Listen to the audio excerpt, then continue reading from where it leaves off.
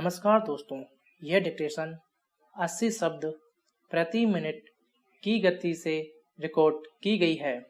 Dictation शुरू होने में शेष हैं 5 सेकंड। स्टार्ट। संकट बड़ा है, हर आयाम पर है। कहते हैं डूबते को तिनका सहारा। ऐसे में कोई भूख से बिलखते बच्चे को दवा के अभाव में जिंदगी और मौत के बीच झूलते रोगी को या पड़े अक्षम की मदद करने पर उसे लगता है भगवान आ गए। राजनीतिक दलों की भारत में भरमार है। इनका अस्तित्व जनता से और खासकर उस जनता से है जो कोरोना का संकट भूख और बेरोजगारी के रूप में झेल रही है।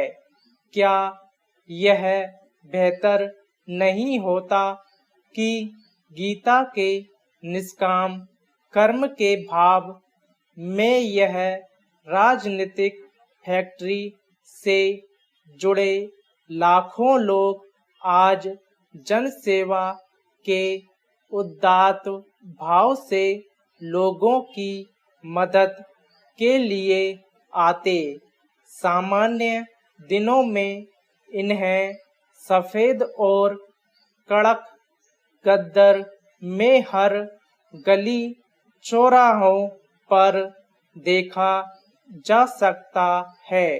इनके पास कोई अन्य काम धंधा नहीं होता, न ही ये देश के उत्पादन में कोई भूमिका निभाते हैं। चुनाव के समय हाथ जोड़कर वोट मांगना इनका एकमात्र पैसा होता है। कम से कम इस संकट में तो ये अपना सेवा भाव दिखा सकते थे। एक और भविष्य के महंगाई भत्ते पर 2 साल के लिए रोक में भी इन्हें बुराई नजर आती है, तो दूसरी ओर गरीबों के लिए 6 माह के फ्री राशन और नकदी की सरकार से मांग भी करते हैं। उद्यमियों की कर्ज माफी, निजी क्षेत्र के कर्मचारियों को भी सरकार से बगैर काम वेतन और प्रवासी मजदूरों की घर वापसी इनकी रोजाना की मांग का हिस्सा है। सरकार की हर मदद को कम बताकर उसे बढ़ाने की वकालत रोज की बात है। कोई इनसे पूछे कि ये पैसे कहाँ से आएंगे।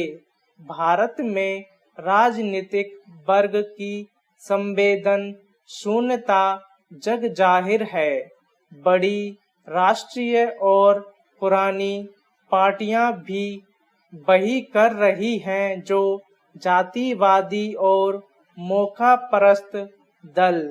इस मौके पर बड़ी पार्टियों को अपने सेवा प्रभाग को पूरी तरह इस यज्ञ में आहुति के लिए लगाना चाहिए था। फिर इन्हें कभी हाथ जोड़ने की जरूरत नहीं पड़ती, यानी उनका यह सत्कर्म भी निष्काम न होता और 2024 में फल मिल जाता। पर शायद भारत में यह वर्ग उन्हीं हाथों को काटता है जो उन्हें वोट देकर जिंदा रखता है।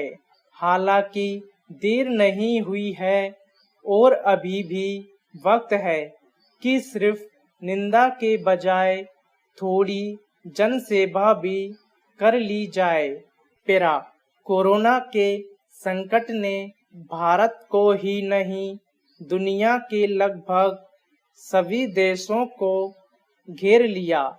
जो राष्ट्र खुद को विश्व महाशक्ति बताने की सेखी बखारते थे, उस अमेरिका, ब्रिटेन, फ्रांस, चीन और रूस के होश फाख्ता है। स्टॉप।